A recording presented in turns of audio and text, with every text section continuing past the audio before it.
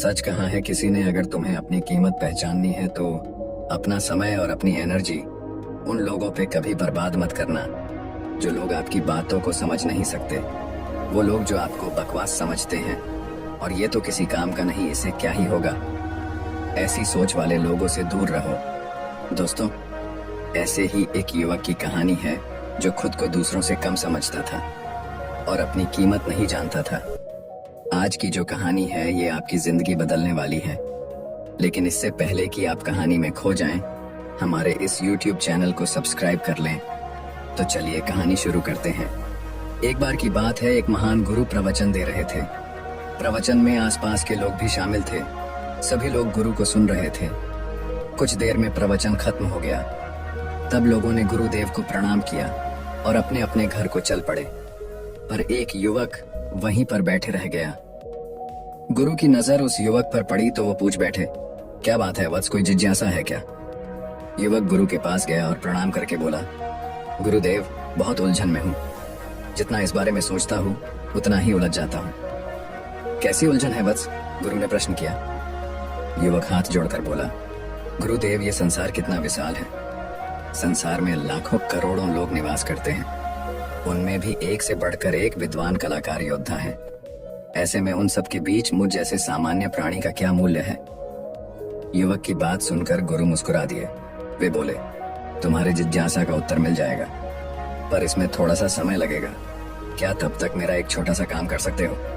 गुरुदेव, ये तो मेरे लिए गर्व की बात है कि मैं आपके काम आ सकूं। युवक ने अपने हाथ जोड़कर कहा, गुरुदेव, आप आदेश करें। गुरु ने युवक को एक चमकीला पत्थर देते हुए कहा, तुम्हें इस पत्थर का मूल्य पता करना है और ध्यान रहे, इसे बेचना नहीं है, सिर्फ इसका मूल्य पता करना है। जैसी आज्ञा गुरुदेव। ऐसा कहते हुए युवक ने गुरु से वह पत्थर ले लिया। उसने उन्हें एक बार फिर प्रणाम किया और बाजार की ओर चल पड़ा। बाजार वहां से ज्यादा दूर नहीं था। युवक थोड़ी देर में वहां पहुंच गया। वह सुबह का समय था, इसलिए बाजार अभी ठीक से लगा नहीं था। वहां पर इक्का दुक्का दुकानदार ही थे। युवक ने जिज्ञासावश इधर उधर नजर गई। उसे एक पेड़ के नीचे एक दुकानदार नजर आया। वह आम बेच रहा था।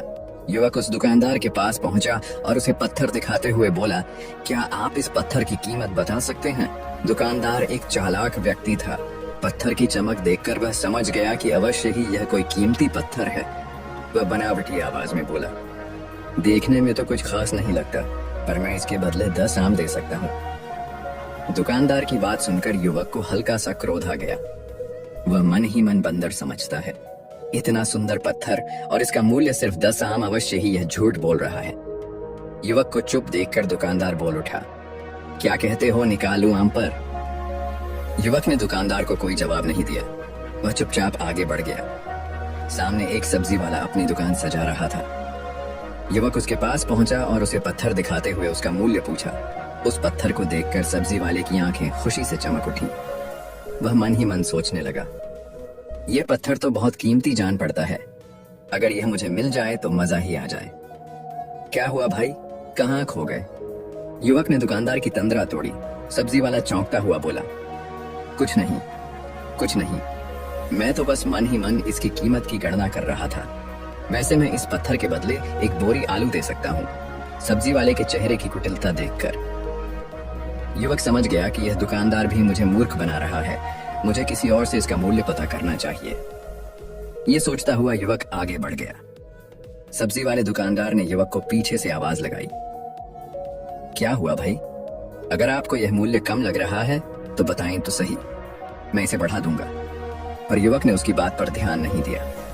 वह अब इधर उधर किसी ऐसे व्यक्ति को खोजने लगा जो जानकार हो और उस पत्थर की सही मूल्य बता सके। युवक को लग रहा था कि अवश्य ही यह कोई कीमती पत्थर है, शायद कोई जौहरी इसका सही मूल्य बता सके। यह सोचता हुआ युवक एक जौहरी की दुकान पर पहुंचा। जौहरी अपनी दुकान को अभी खोल ही रहा था। उसने युवक को अपनी दुकान की ओर आते हुए दूर से देख लिया था। साथ ही उसने युवक का हुलिया देखकर यह भी भांप लिया था कि यह कोई गरीब व्यक्ति है जो संभवतः कोई गहना बेचने आया होगा। जौहरी ने हाथ जोड़कर युवक को नमस्कार किया और मुस्कुराकर पूछा, बताए महोदय, मैं आपकी क्या सेवा कर सकता हूँ? युवक ने गुरुदेव का दिया पत्थर अपनी हथेली पर रख दिया और बोला, इसका मूल्य पता करना था।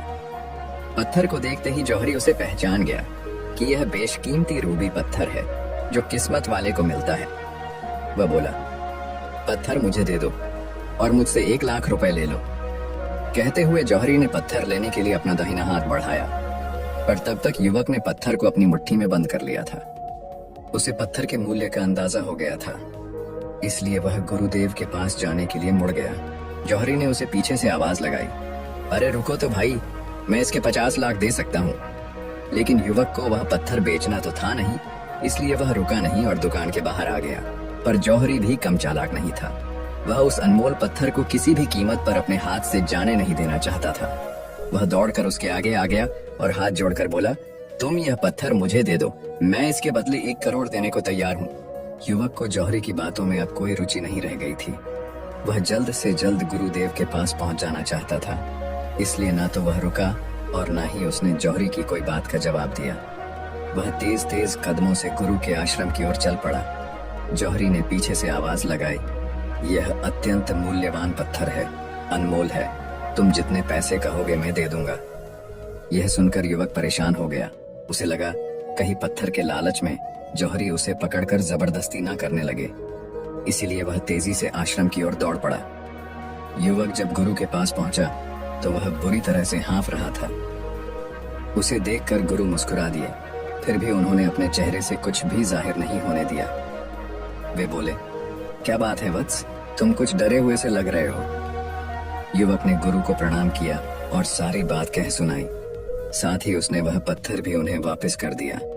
गुरु बोले, आम वाले ने इसका मूल्य 10 आम बताया, आलू वाले ने 1 बोरी आलू और जौहरी ने बताया कि यह अनमोल है। इस पत्थर के गुण जिसने जितने समझे उसने इसका मूल्य उसी हिसाब से लगाया। ऐसे ही ये जीवन है, प्रत्येक व्यक्ति खान से निकले हुए एक हीरे के समान है जिसे अभी तराशा नहीं गया है। जैसे जैसे समय की धार व्यक्ति को तराश की जाती है, व्यक्ति की कीमत बढ़ती जाती है। यह दुनिया व्यक्ति को जितना पहचान पाती है उसे उतनी ही महत्व देती है।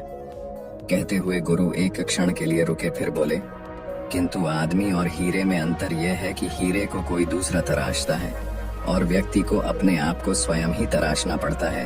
और जिस दिन तुम अपने आप को तराश लोगे, तुम्हें भी तुम्हारा मूल्य बताने वाला कोई न कोई जौहरी मिल ही जाएगा। दोस्तों, उम्मीद करता हूँ कि यह कहानी आप सबको पसंद आई होगी और नेक्स्ट कहानी कैसी चाहिए कमेंट्स में बताएं। बाकी वीडियो को लाइक करें और अपने दोस्तों के साथ शेयर करें और ऐसे ही मोटिवेशनल कहानी देखने के लिए